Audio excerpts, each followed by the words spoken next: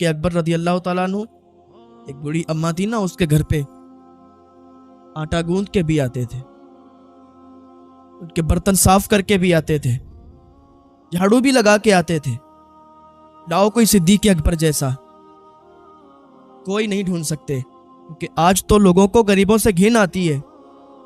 اور میرا صدیق لوگوں کے گھروں میں کام کر کے، جو غریب ہوتے تھے نا، جو مظلوم ہوتے تھے، ان کے گھروں پر رات کے سمے، رات کے ٹائم کام کر کے آ جاتے تھے۔ اور پھر حضرت عمر کی بھی کوئی مثال نہیں لا سکتا۔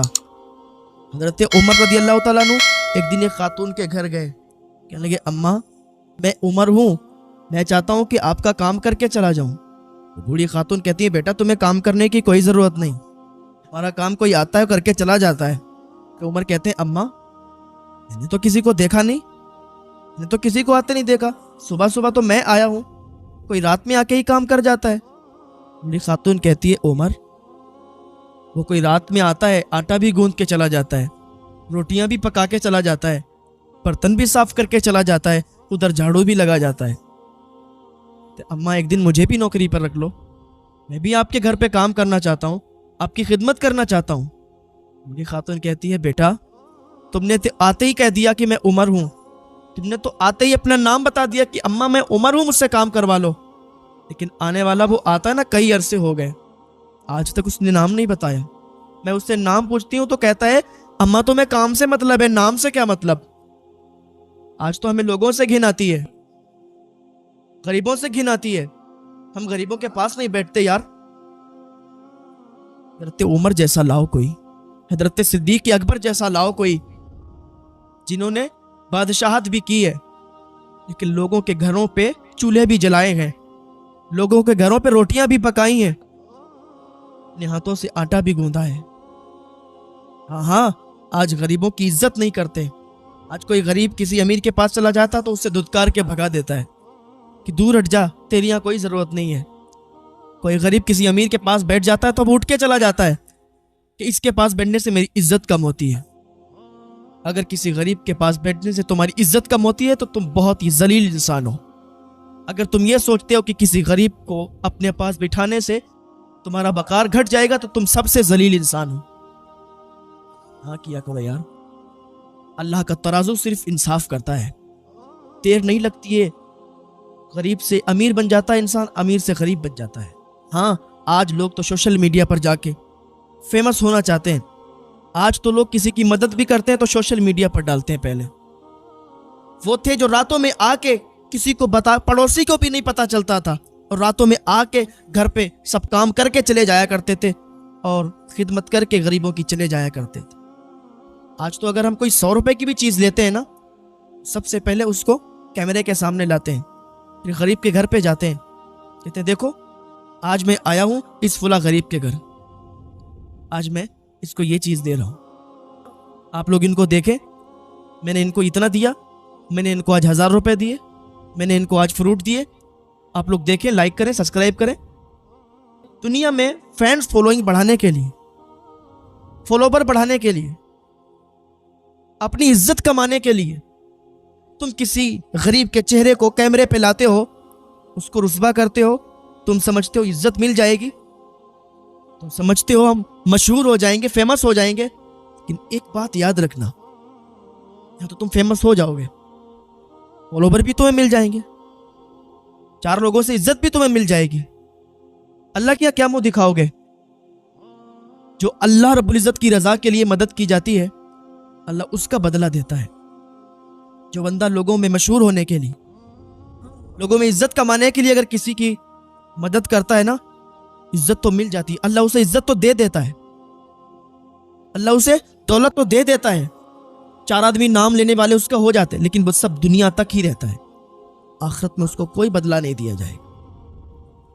کسی کہنے والے نے کہا تھا، ایک غریب انسان نے کہا تھا کہ آپ مجھے کھانے کے لیے کھانا تو دے دیتے ہو صاحب، لیکن ذلیل بات کرتے ہو، آپ مجھے پیسے تو دیتے ہو، آپ میری مدد تو کرتے ہو، لیکن ذلیل بہت کرتے ہو۔ جیسے تمہارا دل ہے ویسے ہمارا بھی دل ہے، جیسے ہمارا دل ہے ویسے غریب کا بھی دل ہے۔ جب وہ کیمرے کے سامنے آتا ہے اس کا دل ٹوٹ جاتا ہے۔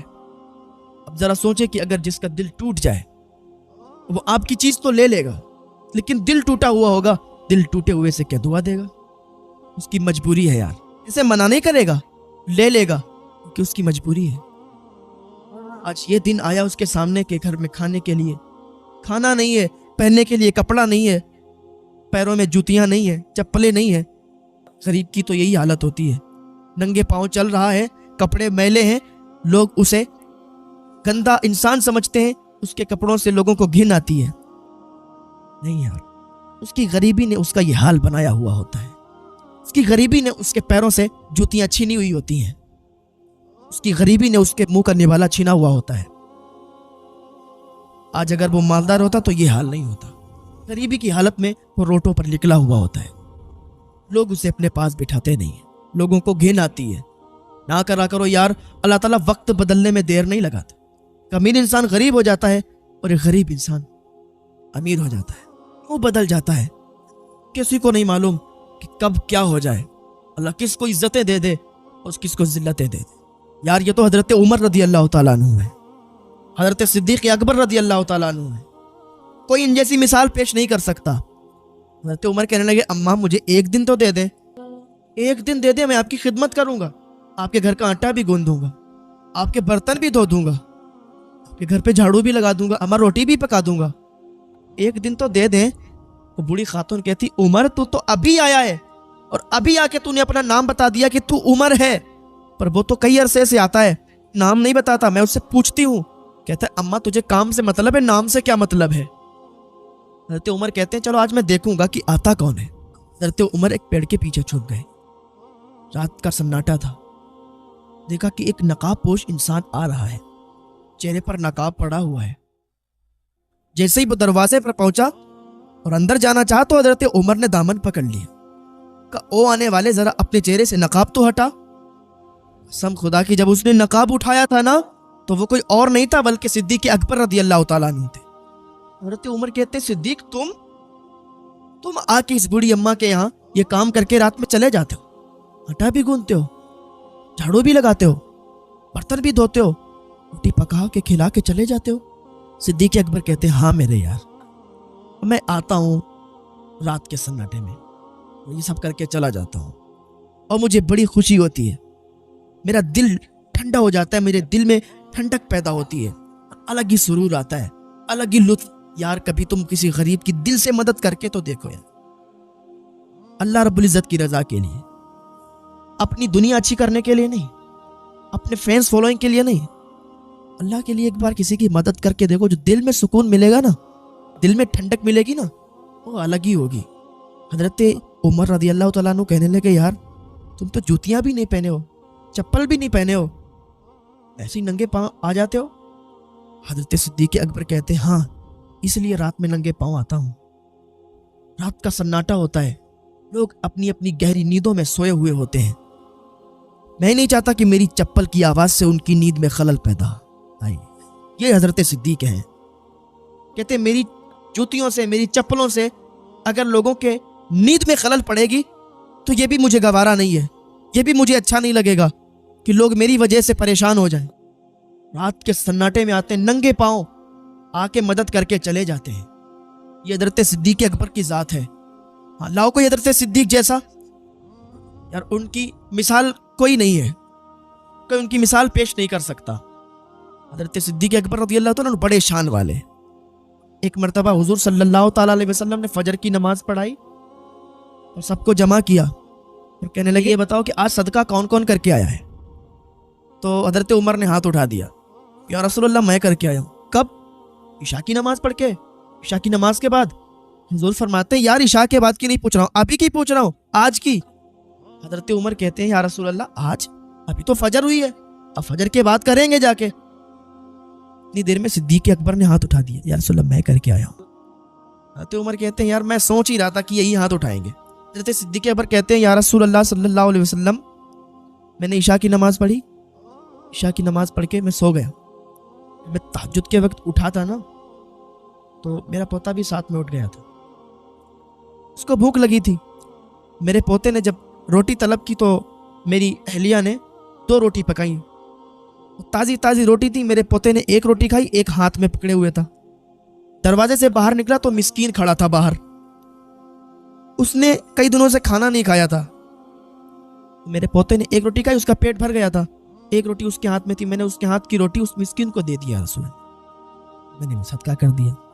حضور فرماتے تمہیں معلوم ہے میں نے کیوں پوچھا؟ تم لوگوں کو معلوم ہے؟ صحابہ نے عرض کیا یا رسول اللہ کیوں پوچھا؟ کہا میں نے فجر کے بعد اس لیے پوچھا کیونکہ ابھی جبریل آئے تھے. جبریل آ کے یہ بتا گئے کہ حاجیوں کے لیے جنت میں الگ دروازہ ہے. جنت میں بہت دروازے ہیں، حاجیوں کے لیے الگ ہے کہ اس سے صرف حاجی جائیں گے، سخیوں کے لیے الگ ہے، اس سے صرف سخی جائیں گے. لیکن جبریل آ کے بتا گئے کہ صدیق اکبر کی وہ شان ہے کہ ادھر سے بھی صدیق داخل ہونا چاہیں گے، اس دروازے سے صدیق جنت میں داخل ہو جائیں. یہ حضرت صدیق اکبر رضی اللہ تعالیٰ عنہ کی شان ہے. آج اگر ہم حضور کی بات کو فالو کریں گے، صحابہ کرام کی باتوں کو فالو کریں گے، تو ہماری دنیا بھی بن جائے گی، ہماری آخرت بھی بن جائے گی. جو دل غریب کے اندر ہے وہی امیر کے بھی اندر ہے.